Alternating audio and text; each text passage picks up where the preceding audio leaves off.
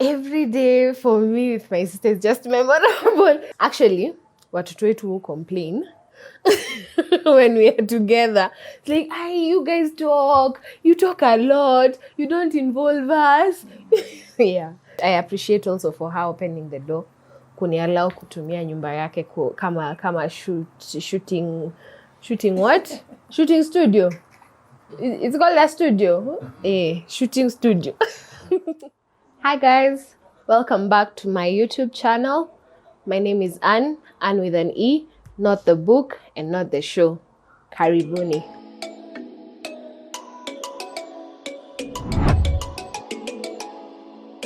So today is another interesting video. It's basically a reaction video. I'll be doing one of, I'm not sure what the show is called, so let me just confirm. But they normally do lots of legal matters. It's kind of like Vioja Mahakamani, so it's a reaction video.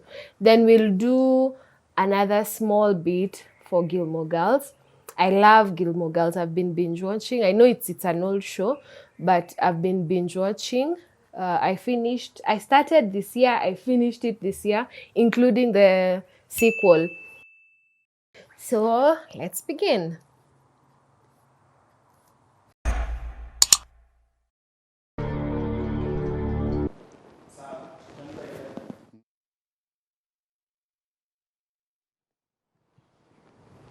All rise.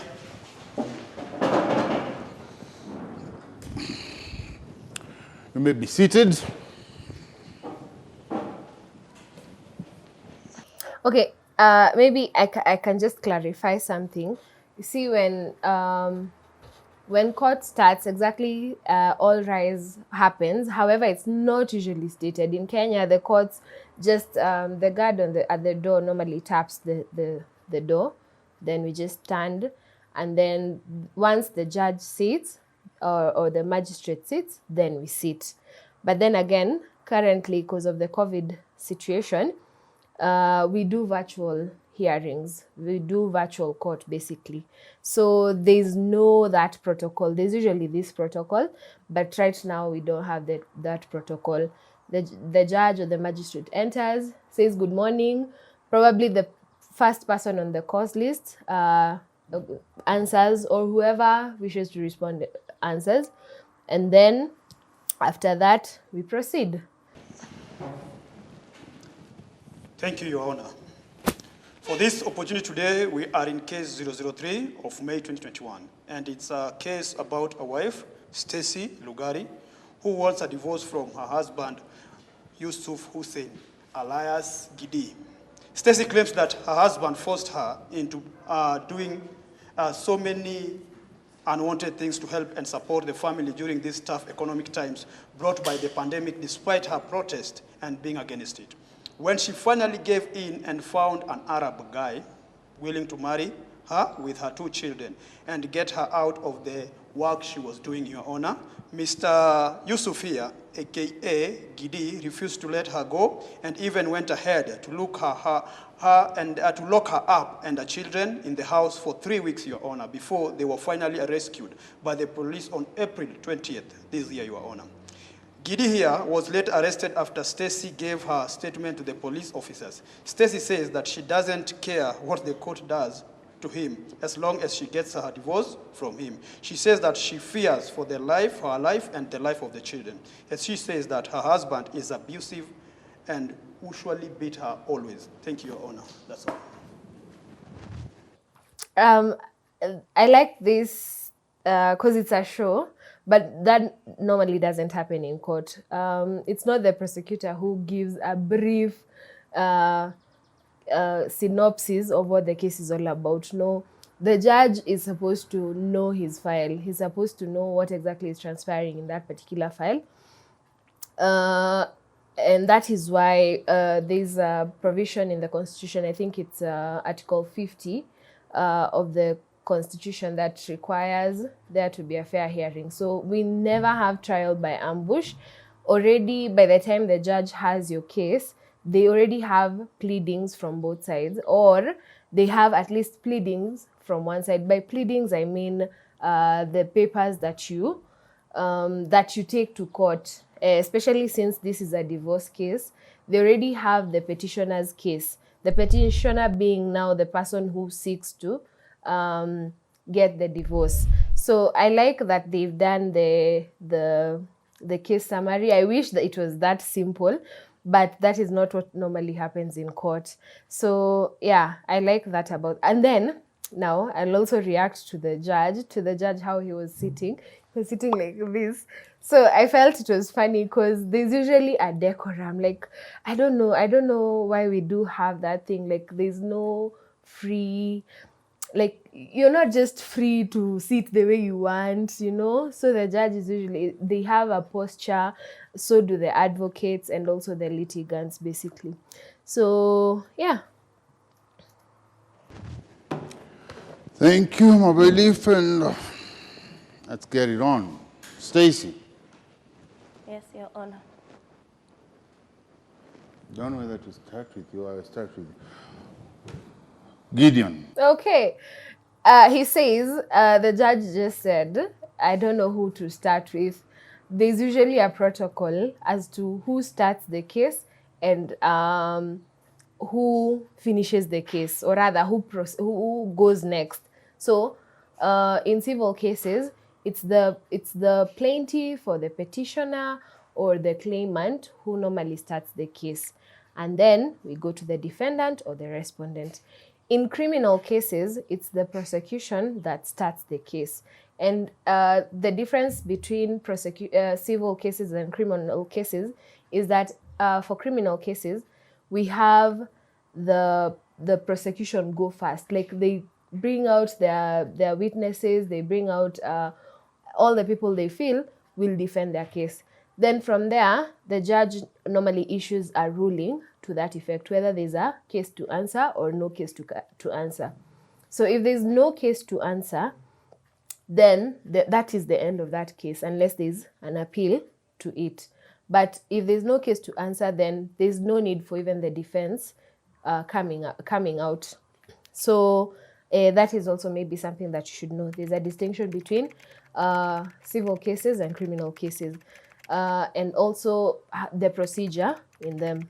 So for civil cases, there's usually the claimant or the plaintiff or the petitioner.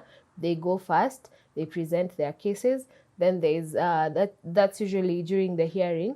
There's usually the examination. Then there's the cross-examination that is done by the adverse party. And finally, we have the examination in chief, which is it's like if cross-examination went really bad, now the side that is currently being heard has been given opportunity to salvage their case by just reiterating what they had stated earlier on in the examination in chief. So there's that element of who starts in a case and who doesn't. Still a lot. Hussein, It's quite a lot. Which one do you prefer to go with? I'll go with Gideon for today, since I'm Yusuf Hussein. Gidi is my alias name. well, Mr. Hussein, which world are you still living in that you still lay your hands on a lady? Where does this brutality? Anyway, before I get back to you, let's see what state. Okay. I will get pissed by the time I'm finishing this. So I'll just basically say something towards domestic violence. It's not necessarily that the wife is the one who's battered, especially in this day and age where men have become vocal. We also have men being battered at home. It is wrong. Whoever is being battered, whether it's the man, whether it's the woman, it is just wrong. If you have issues you need to solve them elsewhere and in other ways, in other amicable ways. You need not lay your hands on anyone. So I like the question that the judge has asked. So yeah. So mimi nikawaambia kwani kunaendaje, akaanza kuniambia ati amepatana na Mwarabu, huyo Mwarabu anadai kumuoa amchukue na watoi. Mimi nikaona manzee hapa na kuna venye nataka kutokwa, So nikaona tu niwafungie tu kwa nyumba. Juu angetoroka na watoto. So you realize her days of slavery are over and you could not take that. Angetoroka na watoto Your Honor. Na si ulikuwa ushamfukuza. Once uko mwanaume kusukuma your woman out there, and any lady here, you ever go out with your boyfriend and he pushes you to be with another man for the purpose of an extra coin or for money, for entertainment, for whatever reason, atina kupenda, you just do this for us. There's nothing. Okay, if you've watched this show, I recommend first of all you watch it. But as a lawyer, I'd say it is quite overwhelming watching all of it, because it brings out so many aspects of law and so many social aspects that can be addressed legally. So I suggest you watch it. It's quite interesting. It's quite also dramatic. And especially at this point, we see that the husband here, quote unquote husband, pimped out his wife so that the wife can also bring in money to the house. So that, that was essentially the whole summary of the case. So essentially, pimping out is slavery. Not slavery, sorry. Pimping out is a crime. It's a crime against the dignity of a human, basically. So in itself, this guy should have been, this is not even a divorce, because it brings out all aspects of law. It's a criminal, it has criminal elements, it has civil elements, it has international human rights element.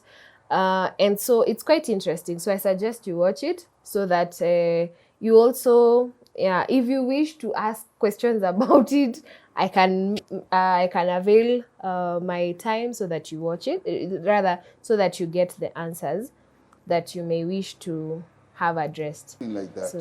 You're being used. Your Honor, you're straight up being used. Your Honor, hata usifikirie mara mbili. Your Honor, kitu ingine nilimwambia after nilimwambia sawa naweza enda, nilimkubalia, so nikamsho tuende pamoja. Nikuwe kama bro. Okay, sawa. Your Honor, imagine he wanted me to take him to my new husband's house as who? As my elder brother. As long as okay, let's just address that. I think it happens nowadays, and it's not even funny. Where you meet someone, you meet a guy at or you meet a chick, and then unam introduced to your quote unquote spouse as a brother or as a sister. It's just crazy and it's wrong in all angles. Wacheni hiyo tabia. Wakenya tuache hiyo tabia. Mimi ndo naongea Your Honor. Mimi ndo naongea, ni story yangu sasa. Order. I think I've had enough of you. Kitu nilikuwa najaribu kusema Your Honor, after nimemwambia nikamkubalia aende, so ningeenda kama bro yake hapo. Alafu wanipatie tu chakula peke yake. Hiyo story nyingine hata wafanye nini ni story yao. Usijali, we organize for that. Utapata chakula. Akwani chakula malipa kulala, hiyo utapata. Hata usijali tena. So that is implication that he's going to be arrested, taken to jail, and he'll get food and meals. He'll get meals and a place to sleep. Listen to your case. I don't think I can take any more of this. I've had enough, and I can happily or very unhappily settle to a conclusion. Since you're not claiming anything, you're just asking for your freedom. Especially after you don't even have to ask for it anymore. I'm going to grant you a separation, of which you'll come for your divorce certificates later. And I wish you well and your kids, and also get to know about the support groups and NGOs and the government hand in it, and how you can get your help. And this goes to any other girl there who is suffering in the hands, or any human being suffering in the hands of a spouse. It is not worth it. There is no love in tears. Love is is appreciating each other. You can compromise for each other, but not to the extent of hurting you. If he's not doing it for what cause, then I don't think we don't have to bend your spouse or your partner backwards to prove love. Separation, right? Excuse me, I'm speaking. Don't. Okay, okay. I think I've had enough of this show for today. But yes, the judge said something constructive, that if you're going through issues that in this case Stella was going through, there are various organizations that you can approach that will assist you in your cause. And you don't have to stay in an abusive marriage. You don't have to stay in a place where your rights as a human are not respected and protected. So make sure that you visit the necessary and correct institutions to aid you. Then there's also something that the judge has said, maybe I need to highlight. In divorce cases, you're normally granted something called a decree nisi before you're given the decree, rather the final decree. So the decree nisi is basically meant to see whether a couple might wish to restore back their marriage. So it's usually given, like for instance, you've managed to prosecute your whole matter, your whole divorce. So it goes through, and then you're given a decree nisi. Then after 6 months, you're given the divorce. You're granted your divorce. So that is basically the procedure that happens in divorce cases mostly. And for this particular episode, it is just hilarious. Just go and watch it. But for me, it's quite overwhelming, as I said earlier. It's quite overwhelming because it brings out so many aspects in law, and also the fact that it does not necessarily depict what exactly we experience in the courtroom. Drama yenye iko hapa, trust you me, it's not in the courtroom. It's usually not in the court. Of course, there's drama. Kuna kuwa na drama. It's usually interesting. But it's not this kind of drama. So yes, that is it for now. For this show. So we'll just do one last thing, that is for Gilmore girls. So